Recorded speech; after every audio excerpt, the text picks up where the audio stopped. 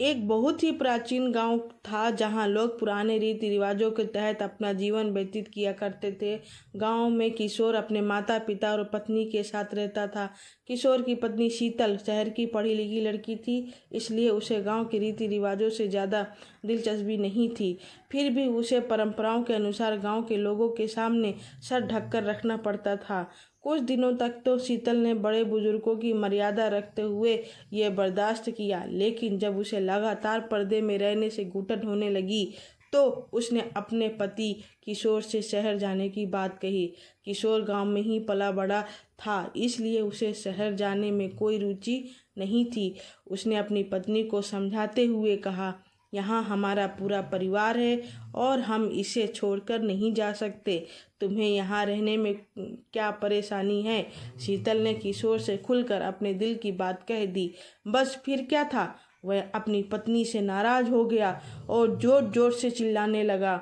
किशोर की आवाज़ सुनकर उसके माता पिता भी कमरे के अंदर आ गए हैं और जैसे ही उन्हें सारा मामला पता चला तो उन्होंने भी अपनी बहू को बुरा भला कहना शुरू कर दिया। सारे परिवार की बातें सुनकर शीतल की आंखों में आंसू आ गए। शीतल को समझ में ही नहीं आ रहा था कि वह अपने पति को कैसे समझाए। इस घटना के कुछ महीने गुजरने के बाद एक दिन शीतल सुबह होते ही बिना किसी से कुछ कहे घर से निकल जाती है। काफ़ी दूर पैदल चलने से उसे थकान महसूस होने लगती है, इसलिए वह एक सुनसान जगह पर जाकर बैठ जाती है। घर पर जैसे ही किशोर को पता चलता है कि उसकी पत्नी कहीं चली गई है तो वह सारे गांव में शीतल को ढूंढने निकल गया। किशोर गांव के चारों तरफ जोर जोर से आवाज़ लगाते हुए अपनी पत्नी की खोज रहा था। जब वह कहीं दिखाई नहीं दी तो सभी की चिंताएं बढ़ने लगती हैं। लेकिन इसी बीच एक बुजुर्ग व्यक्ति गांव वालों से आकर बताता है कि इस गांव की एक महिला रास्ते में एक सुनसान जगह पर बैठी है। ये बात सुनते ही किशोर तुरंत उसी तरफ दौड़ लगा देता है। किशोर को भागता देख गांव के लोग भी उसके पीछे भागने लगते हैं। जैसे ही किशोर शीतल के नज़दीक पहुंचा, उसे देखते ही उसके होश उड़ गए, क्योंकि शीतल अपने बिखरे बालों के साथ मिट्टी से खेल रही थी। शीतल को ऐसी स्थिति में देख गांव वालों को लगा जरूर ये कोई भूत बला है जो शीतल के पीछे पड़ गई है। सभी ने शीतल को काबू में करने की बहुत कोशिश की, लेकिन शीतल सभी को धक्का मारते हुए जोर जोर से रोने लगी। उसके रोने की आवाज़ किसी पुरुष की तरह लग रही थी। जैसे तैसे करके शीतल को घर लाया गया। गांव के सभी लोगों को शीतल की हरकतें भूतिया गतिविधि की ओर इशारा कर रही थी, इसलिए सभी ने तांत्रिक बुलाने को कहा। किशोर ने अपने कुछ रिश्तेदारों की सलाह से एक जाने माने तांत्रिक को बुलाया। तांत्रिक ने आते ही चारों तरफ एक घेरा बनाया और खतरे से बचने के लिए सभी को उस घेरे के अंदर रहने को कहा और शीतल के कमरे में अकेले ही चला गया। अंदर पहुंचते ही उसने शीतल को चेतावनी देते हुए कहा, साफ साफ बता दो ये नाटक क्यों कर रही हो, नहीं तो तुम्हें बहुत तकलीफ होगी।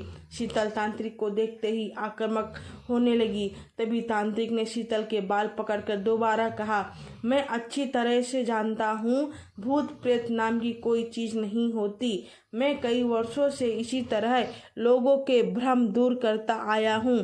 तुम्हारे घर वालों को समझाना मुश्किल है, लेकिन तुम अच्छी तरह से जानती हो कि तुम ये नाटक कर रही हो। तांत्रिक की बात सुनते ही शीतल की आंखों में आंसू आ गए और उसने रोते हुए अपना झूठ कबूल कर लिया। शीतल ने तांत्रिक को बताया कि वह शहर की पढ़ी लिखी लड़की है, उसे ज़्यादा बंधनों में रहना पसंद नहीं है। उसने कई बार अपने पति से यहाँ से दूर चलने को कहा, लेकिन जब वे नहीं माने तो मजबूरी में आकर उसने चुड़ैल चढ़ाने का नाटक किया ताकि वह अपने मन मुताबिक जी सके। दरअसल तांत्रिक एक वैज्ञानिक था जो कई सालों से भूतों के नाम पर फैली हुई अफवाहों की सच्चाई दिखाने के लिए रिसर्च कर रहा था और उसी वजह से उसने तांत्रिक वेशभूषा अपनाई थी। उसने शीतल को सबके सामने चुड़ैल की हकीकत बताते हुए माफ़ी मांगने को कहा। जैसे ही गांव वालों को पता चला कि शीतल अपने परिवार के सामने सिर ढकने से बचने के लिए चुड़ैल का ड्रामा कर रही थी तो उन्हें आज से पहले गांव में हुई सभी भूतिया घटनाओं पर संदेह होने लगा।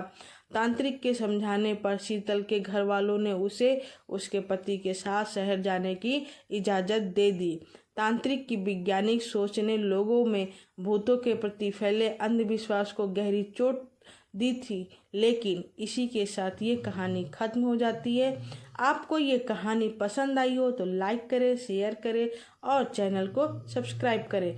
नई कहानी के साथ मिलते हैं, तब तक के लिए नमस्कार दोस्तों।